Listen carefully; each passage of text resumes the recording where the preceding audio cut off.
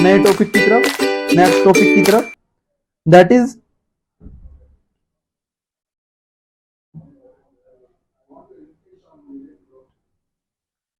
Compton effect. Next topic is Compton effect. So Compton effect आपका, जब हम एक एक्सरे को जिसकी वेवलेंथ समझो लैम्डा है, उसे एक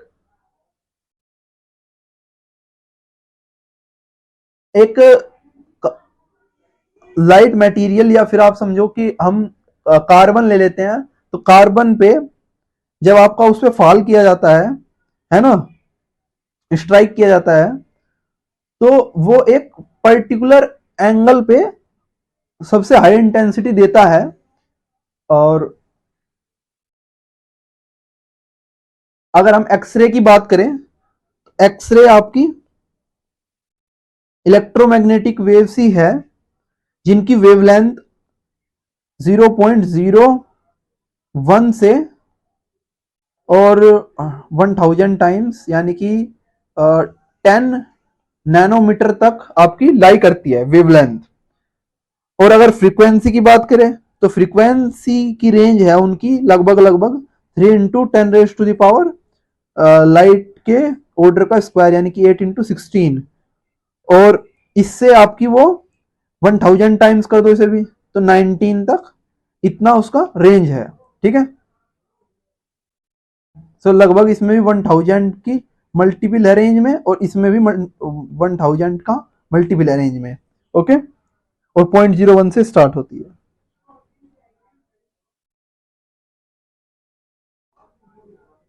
तो अब आप देख रहे हो कि बहुत ही हाई फ्रीक्वेंसी है, तो हाई फ्रीक्वेंसी होगी तो आपकी उसकी एनर्जी भी बहुत हाई होगी, क्योंकि अभी हमने फोटो इलेक्ट्रिक इफेक्ट में पढ़ा कि E is equal to H nu, है ना, इंटीग्रल मल्टीपल है। क्योंकि फ्रीक्वेंसी बहुत हाई है तो एनर्जी भी बहुत हाई होगी।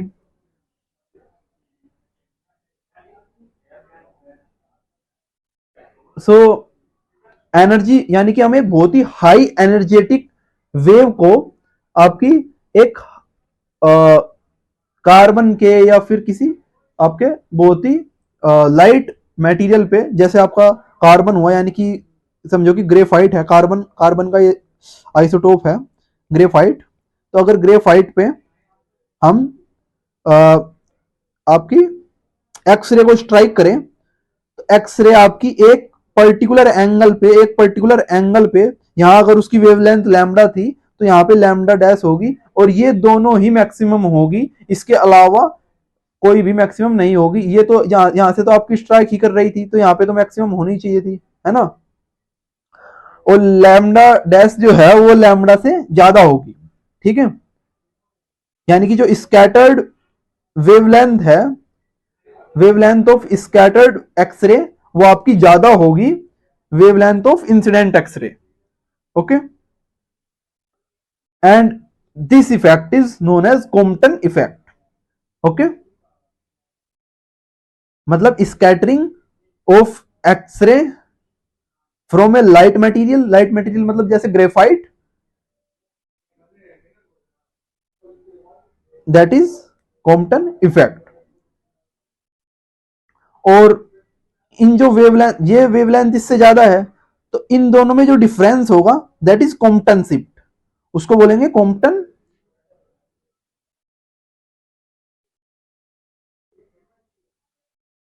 शिफ्ट। ओके, सो इसे कॉम्पटन शिफ्ट बोलेंगे कि वेवलेंथ में कितना आपकी शिफ्ट हुई, है ना। अब इसे अगर हम क्लासिकल थ्योरी से एक्सप्लेन करने की कोशिश करेंगे, तो जिस क्लासिकल थ्योरी के अकॉर्डिंग, तो जिस फ्रीक्वेंसी से आपकी लाइट पड़ी थी, या जिस वेवलेंथ की आपकी लाइट पड़ी थी, ये एक मोनोक्रोमेटिक लाइट है ना। मोनोक्रोमेटिक है मतलब आपकी एक ही सिंगल वेवलेंथ है। मोनो मतलब वन, एंड क्रोमेटिक मतलब कलर से रिलेटेड, मतलब एक ही कलर रखती है, मतलब एक ही वेवलेंथ है। सिंगल कलर तो single wavelength, and single wavelength single आपकी मोनोक्रोमेटिक हुई, है ना। सो इट मीन्स एक्सरेज जो है आपकी, तो अगर हम इसे क्लासिकल थ्योरी से एक्सप्लेन करने की कोशिश करें तो क्लासिकल थ्योरी के अकॉर्डिंग तो आपकी जिस फ्रीक्वेंसी की वेव आपकी इलेक्ट्रॉन पे पड़ी थी उसी फ्रीक्वेंसी से आपका इलेक्ट्रॉन वाइब्रेट होना चाहिए था, और फिर उसी सेम फ्रीक्वेंसी की वेव उससे इमिट करनी चाहिए थी, है ना। तो उसे सेम फ्रीक्वेंसी की एक्सरे रेडिएट करनी चाहिए थी इलेक्ट्रॉन को, लेकिन उसने हर एक डायरेक्शन में एक तो हर एक डायरेक्शन में यूनिफॉर्मली डिस्ट्रीब्यूट करनी चाहिए थी, लेकिन वो हर एक डायरेक्शन में यूनिफॉर्मली डिस्ट्रीब्यूट ना करके किसी एक पर्टिकुलर एंगल पे बहुत ज्यादा डिस्ट्रीब्यूट कर रहा है। बाकी जगह इंटेंसिटी कम है, यहाँ पे इंटेंसिटी कम है, एक पर्टिकुलर एंगल पे इंटेंसिटी हाई है ना। यानी कि इंटेंसिटी जो है स्कैटर्ड एक्सरे की वो आपकी एंगल पे डिपेंड कर रही है ना। सो ये चीजें आपकी क्लासिकल थ्योरी से एक्सप्लेन नहीं की जा सकती थी। क्लासिकल थ्योरी के अकॉर्डिंग तो हर एक डायरेक्शन में यूनिफॉर्मली डिस्ट्रीब्यूट होनी चाहिए थी, यूनिफॉर्मली स्कैटर होनी चाहिए थी, और आपकी ये फ्रीक्वेंसी भी जो या उसकी वेवलेंथ है, जो स्कैटर्ड फ्रीक्वेंसी स्कैटर्ड वेवलेंथ होती जो वो भी आपकी इक्वली होती इंसिडेंट के, लेकिन वो भी इक्वल नहीं है। सो इन चीजों का एक्सप्लेन करने के लिए कॉम्पटन ने आइंस्टीन की जो क्वांटम थ्योरी थी लाइट की उसे एज्यूम किया, और एक रिलेटिविस्टिक एक्सप्रेशंस का यूज करते हुए, और इस जो ये आपका एक्सपेरिमेंट था उनका कॉम्पटन का उसे थ्योरेटिकली प्रूफ किया। सो कॉम्पटन ने पहली चीज तो ये एज्यूम की कि आपकी जो इंसिडेंट मोनोक्रोमेटिक एक्सरे है वो एनर्जी जो है क्वांटा की फॉर्म में रखती है, जैसे कि आइंस्टीन ने बताया था। ओके, सो इसके अकॉर्डिंग उसका जो मोमेंटम हो गया वो डिवाइड पी सी आपका एनर्जी एंड सी से डिवाइड करेंगे तो मोमेंटम, तो मोमेंटम ये हो गया। यानी कि जो आपका पार्टिकल का मोमेंटम है उस तरह से इन्होंने आपका वेव का पार्टिकल जो कि फोटॉन्स थे जो आइंस्टीन ने कहा था उनके अकॉर्डिंग इन्होंने मोमेंटम को भी ये फॉर्म दी।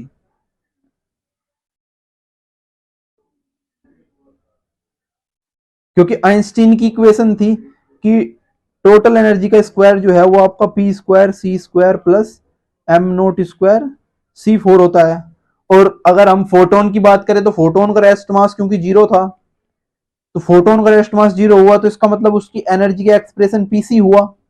तो ये एनर्जी का एक्सप्रेशन फोटोन के जो एनर्जी का एक्सप्रेशन आइंस्टीन ने दिया था उससे और रिलेटिविस्टिक एक्सप्रेशन से दोनों को कंबाइन बना के उन्होंने मोमेंटम का ये एक्सप्रेशन बना लिया। ओके, दूसरी चीज उन्होंने क्या एज्यूम की, दूसरी चीज उन्होंने एज्यूम की कि इसमें आपका जो इलेक्ट्रॉन है वो फ्री इलेक्ट्रॉन है, ठीक है, बाउंडेड इलेक्ट्रॉन नहीं है, फ्री इलेक्ट्रॉन है, और वो रेस्ट में है ना, मूव नहीं कर रहा। और जब आपका फोटोन जो है उस पर इंसिडेंट होगा तो उसका कोलिजन आपका एनर्जी के लो को भी कंजर्वेशन लो ऑफ एनर्जी को भी होल्ड करेगा और आपका मोमेंटम को भी होल्ड करेगा, है ना। सो इन सब एजम्पशंस को लेते हुए हम आपका प्रूफ करेंगे। So let suppose this is our photon, और ये स्ट्राइक किया, आफ्टर दैट आपका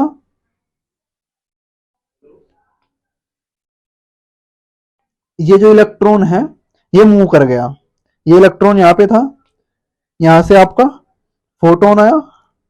ओके, फोटोन को मैं पी नहीं लिख रहा हूं क्योंकि पी से मोमेंटम शो होगा, ठीक है। फोटोन को मैं पीएच लिख देता हूं, है ना। तो ये जो इलेक्ट्रॉन था तो ये आपका इंसिडेंट फोटोन हुआ, इंसिडेंट एक्सरे हुई, है ना। इसकी एनर्जी आपकी कितनी हुई, एच न्यू हुई, है ना। और मोमेंटम कितना हुआ, एच न्यू बाई सी हुआ। अब जो स्कैटर्ड है एक पर्टिकुलर, अगर हम एक स्कैटरिंग एंगल फिक्स कर ले तो उस स्कैटर्ड जो स्कैटर्ड है फी एंगल पे वो आपकी स्कैटर्ड फोटोन, ये आपका स्कैटर्ड फोटोन हो गया। तो इस स्कैटर्ड फोटोन की आपकी एनर्जी समझो, इसकी फ्रीक्वेंसी आपकी न्यू डैश हो गई, और मोमेंटम आपका एच न्यू डैश बाय सी हो गया। ओके, क्योंकि फ्रीक्वेंसी में और वेवलेंथ में चेंज आ रहा है, फ्रीक्वेंसी को या वेवलेंथ को, उसमें चेंज आ रहा है जब आपका ये एक्सरे स्कैटर हो रही है एक पर्टिकुलर एंगल पे। So after that let suppose ये एंगल आपका थीटा है, थीटा आपका, ये आपका रिकवरी इलेक्ट्रॉन है। जब आपका ये फोटोन इस इलेक्ट्रॉन से आके स्ट्राइक किया, ये इलेक्ट्रॉन रेस्ट में था, इससे स्ट्राइक किया, तो ये इलेक्ट्रॉन आपका इस डायरेक्शन में चला गया, और फोटोन जो है आपका एक अलग फ्रीक्वेंसी के साथ इस डायरेक्शन में आपका स्कैटर हुआ हर एक डायरेक्शन में स्कैटरिंग है, लेकिन वो एंगल पे डिपेंडेंट है। सो हम एक पर्टिकुलर एंगल फी के लिए देख रहे हैं। ओके, अब जब तक रेस्ट में था आपका इलेक्ट्रॉन, तो उसकी रेस्ट एनर्जी थी, इलेक्ट्रॉन की रेस्ट एनर्जी थी, तो rest energy is rest mass multiplied by C square. Einstein mass energy equivalence relation है, that is Einstein mass energy equivalence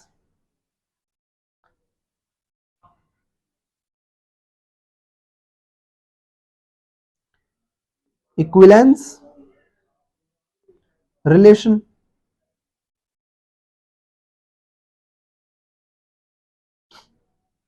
okay,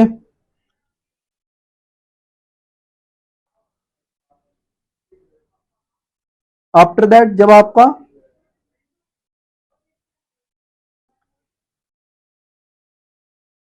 ये इलेक्ट्रॉन मूव कर गया, आफ्टर दैट इसकी एनर्जी ई हो गई, let's suppose that is E, यहां पे इसकी एनर्जी ई है। ओके, सो अगर हम law of conservation of energy के अकॉर्डिंग देखें, law of conservation of energy, so law of conservation of energy के अकॉर्डिंग जो आपकी एनर्जी है इलेक्ट्रॉन की before the collision, before the collision जो आपकी इलेक्ट्रॉन की एनर्जी है, प्लस जो आपकी एनर्जी है फोटोन की बिफोर द कोलिजन, उनका सम, जो आपकी फोटोन की एनर्जी, इलेक्ट्रॉन की एनर्जी है आफ्टर कोलिजन, प्लस जो आपकी फोटोन की एनर्जी है आफ्टर कोलिजन, मतलब आफ्टर कोलिजन और बिफोर कोलिजन एनर्जी इक्वल रहनी चाहिए। तो sum of energy before collision equals to sum of energy after collision, that is due to the law of conservation of energy. Okay, so ये हमारी first equation हो गई। अब बस इसमें वैल्यूज पुट कर दो। वैल्यूज क्या क्या है आपकी,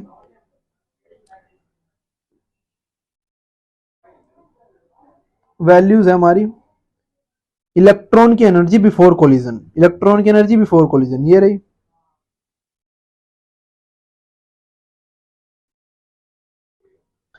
मास of electron into C square, plus photon की energy before collision H nu थी।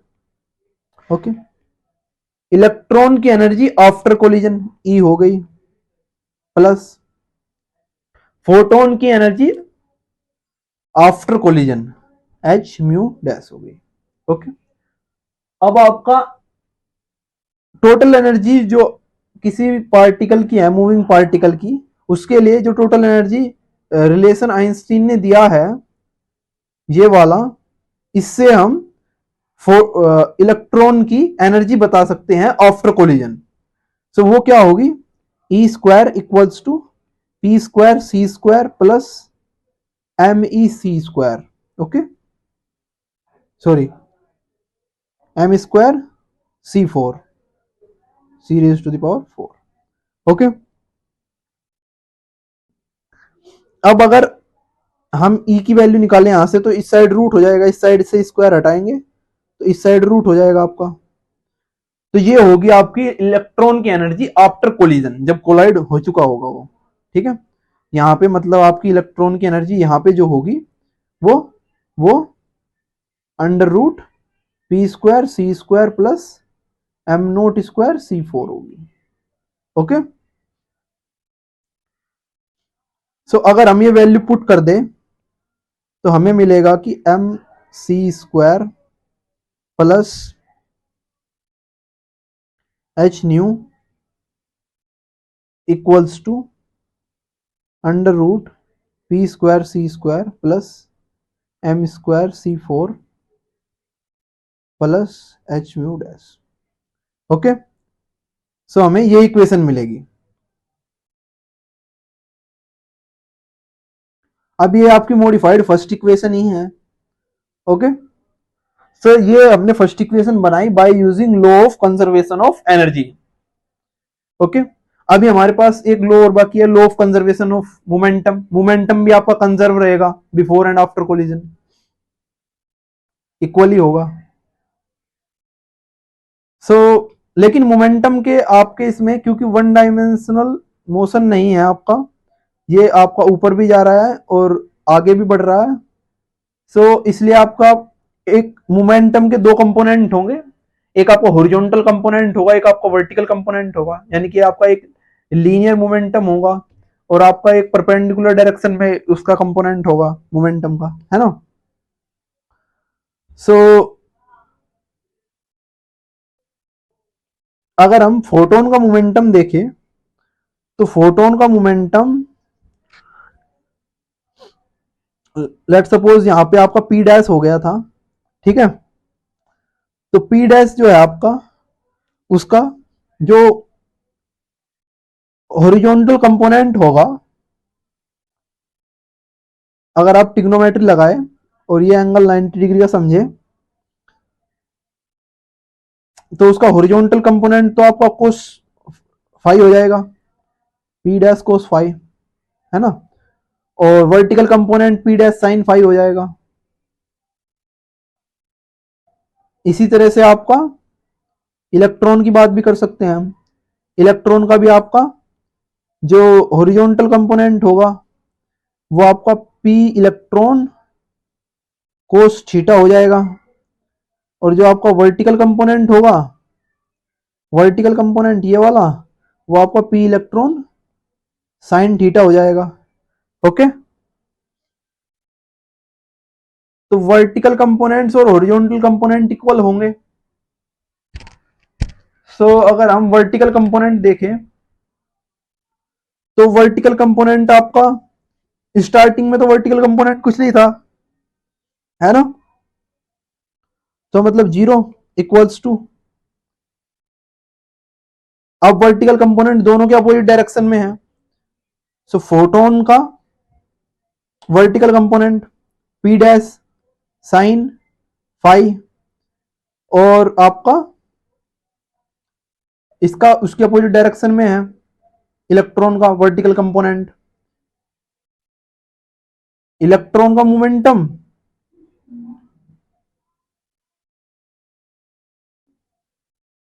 इलेक्ट्रॉन का फाइनल मोमेंटम, इलेक्ट्रॉन का फाइनल मोमेंटम,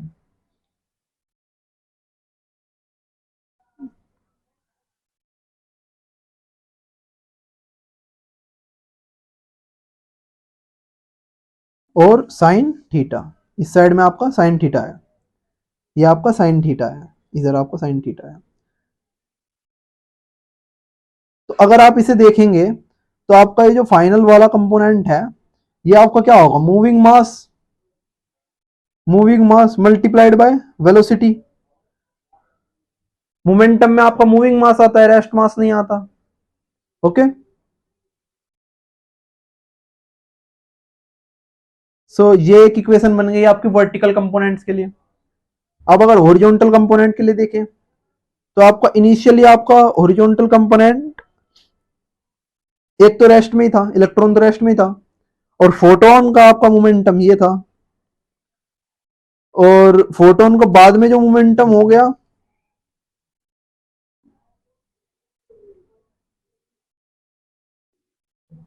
और दोनों का सेम ही डायरेक्शन में है आपका हॉरिजॉन्टल कंपोनेंट, दोनों का हॉरिजॉन्टल कंपोनेंट सेम ही डायरेक्शन में है। फाइनल जो हॉरिजॉन्टल कंपोनेंट है दोनों का देखो आप इसी डायरेक्शन में है, ये देखो। ओके, तो इसलिए प्लस आएगा।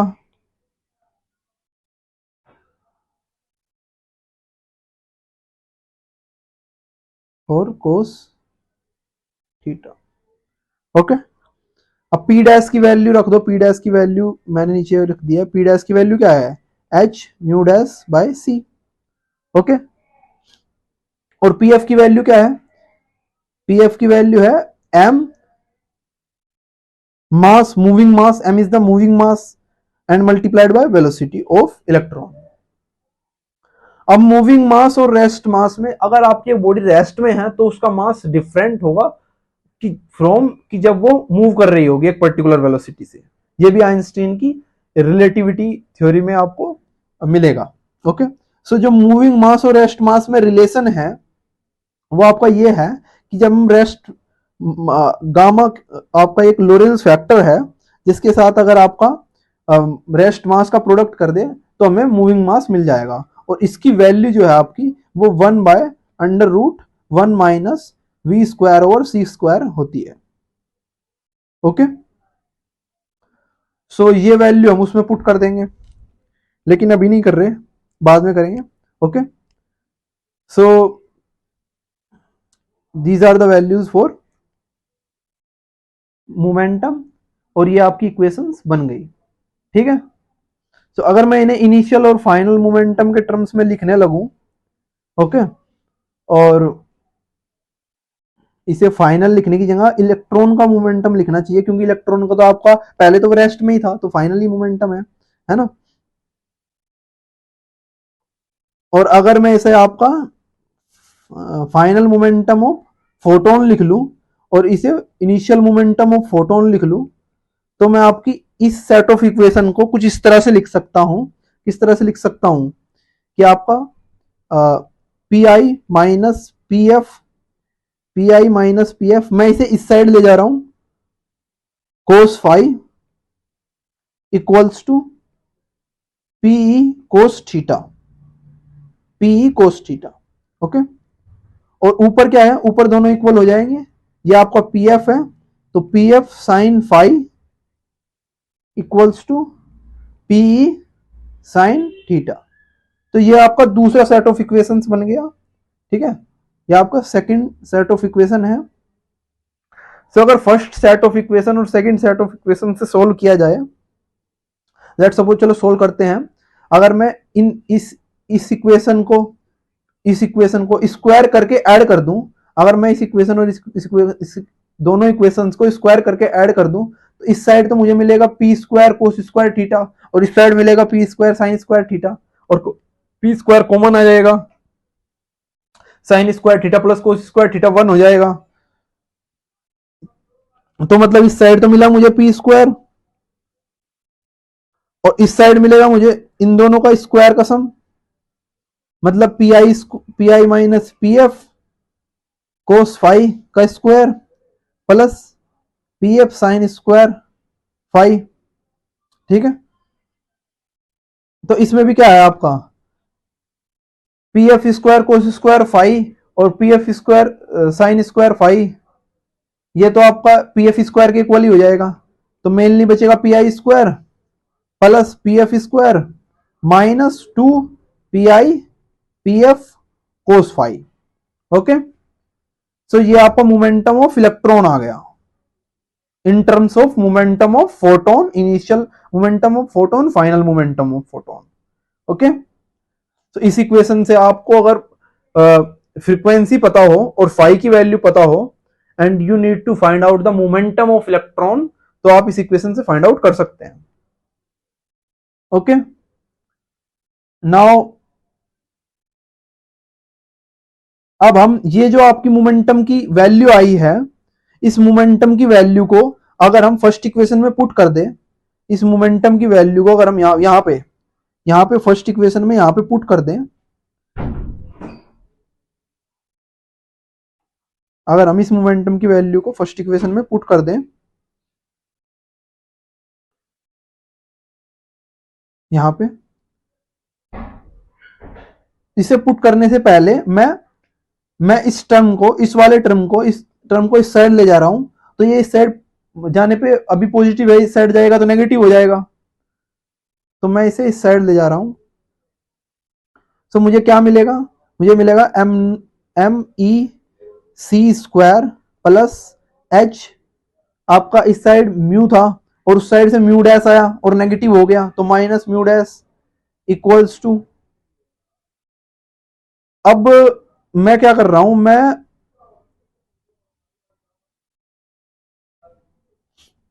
मैं ये जो आपकी वैल्यू आई है, मैं इसे इस साइड से, उस साइड क्योंकि रूट था, आपने देखा कि फर्स्ट इक्वेशन में उस साइड रूट है, तो वीडियो को थोड़ा बैक करके देखो, उस साइड रूट है तो इसे स्क्वायर कर लो, उधर से रूट हट जाएगा, momentum of electron into C square plus M E square C four.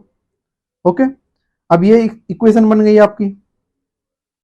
Okay, सो अब अगर आप यहाँ पे इसमें पी की वैल्यू रखोगे, ओके, पी की वैल्यू रखोगे, या फिर इसमें पी की वैल्यू मत रखो, पी स्क्वायर सी स्क्वायर से प्रोडक्ट कर दो, यहाँ पे भी सी स्क्वायर आ जाएगा, यहाँ पे भी सी स्क्वायर आ जाएगा, यहाँ पे भी सी स्क्वायर आ जाएगा, और यहाँ पे भी सी स्क्वायर आ जाएगा।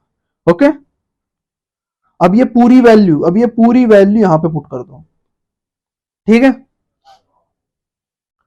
इस साइड से हमने स्क्वायर किया तो हमें मिला M E square C four plus H square, frequency का स्क्वायर प्लस न्यू डैश का square plus, sorry, whole square करेंगे तो माइनस आएगा, minus two mu nu dash. Okay, अगर मैं ब्रैकेट हटाऊंगा तो ये जो आपका एच है ये सब पे प्रोडक्ट हो जाएगा, एच जो है वो सब के साथ प्रोडक्ट हो जाएगा, एच स्क्वायर है ना, तो ये एच स्क्वायर, और यहाँ पे भी एच स्क्वायर, और यहाँ पे भी एच स्क्वायर। ओके, और ये इक्वल किसके आएगा, पी स्क्वायर सी स्क्वायर, इस वाले टर्म के equal, plus M naught C four, so P I square C square, P I square C square is nothing but the energy of incident photon.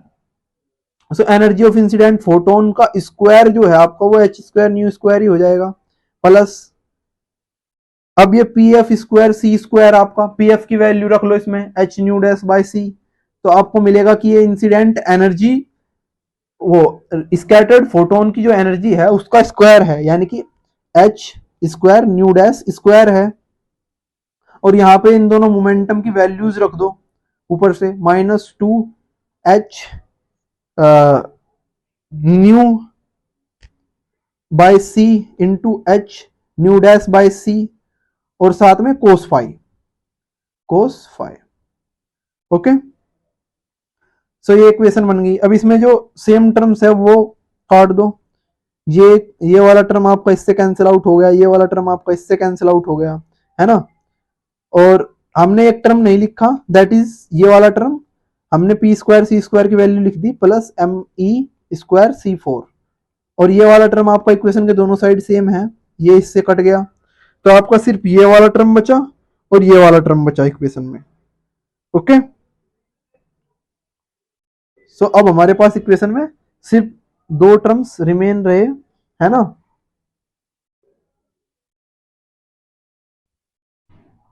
Okay,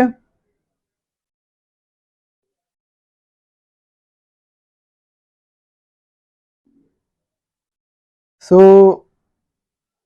हमने जब हमने whole square किया, इसका और इसका, तो हमने इसका स्क्वायर कर दिया, ठीक है, इसका स्क्वायर कर दिया, लेकिन 2ab नहीं किया, 2ab भी करेंगे, 2a और b, ठीक है, तो यहां पे आपका इक्वल टू से पहले 2ab वाला टर्म आएगा, 2ab मतलब 2 into a into b। Okay, तो मैं यहाँ पे 2ab लिख दे रहा हूँ अभी फिलहाल, 2ab। ठीक है, a की वैल्यू ये है, a की वैल्यू आपकी ये है, और b की वैल्यू ये है। इसे मैं नीचे लिख दे रहा हूँ जो जो बचा हुआ टर्म है ना। तो आप एक तो बचा 2m0 e c² h mu minus mu dash, एक ये टर्म बचा -2 mu mu dash h²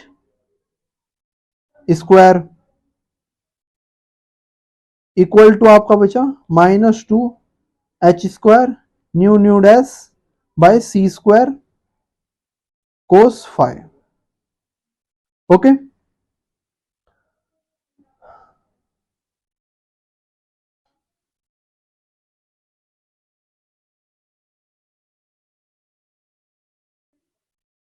okay, ये टर्म्स थे आपके। आफ्टर दैट आपका भी इसमें c² का जब हम प्रोडक्ट करेंगे, यहाँ पे c² भी प्रोडक्ट में है, ये ये दोनों, और इसके साथ में पी pf और c², तो c² प्रोडक्ट में है, तो इस c² से आपके ये c कैंसिल आउट हो जाएंगे और यहाँ पे आपका c² नहीं आएगा। ओके, सो अब हम आपका ये सिमिलर टर्म्स है तो इन्हें एक साइड ले आएंगे। ओके, और h आपका सब में कॉमन है, हर टर्म में h है, हर टर्म में 2 है, तो 2 काट देंगे, h काट देंगे, है ना, ये क्योंकि ये कॉमन थे। अब आपका जो बचा वो लिख देता हूं मैं। तो frequency frequency minus equals to, इस साइड में आया तो पॉजिटिव हो गया, और मैंने दोनों फ्रीक्वेंसीज का प्रोडक्ट जो है वो आपका कॉमन ले लिया, तो 1 माइनस कोस फाइव बचा अंदर, है ना। और ये जो MEC² जो प्रोडक्ट में था, इसे मैं इस साइड डिवाइड में लिया MEC²। ओके, और आपका इसमें क्योंकि h² था तो एक h तो कैंसिल आउट हो गया, एक h बच गया। Okay,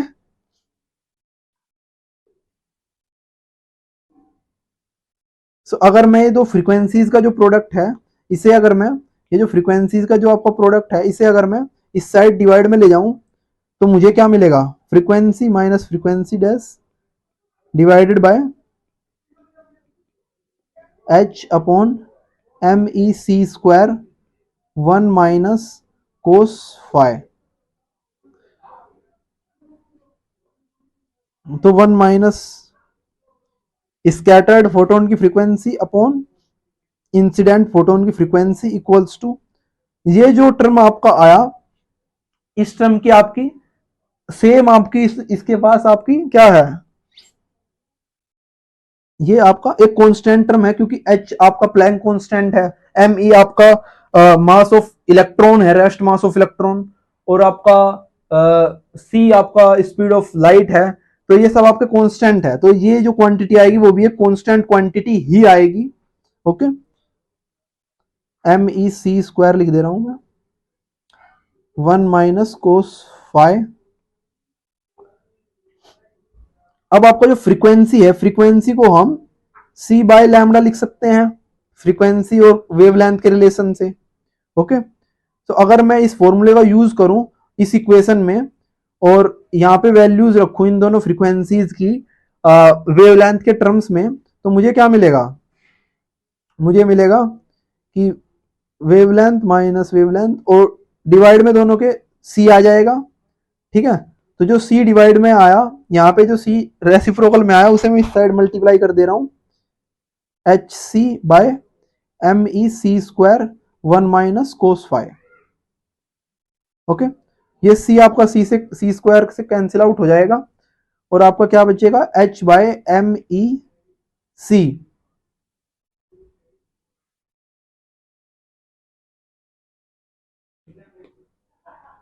h by MEC 1 minus cos phi.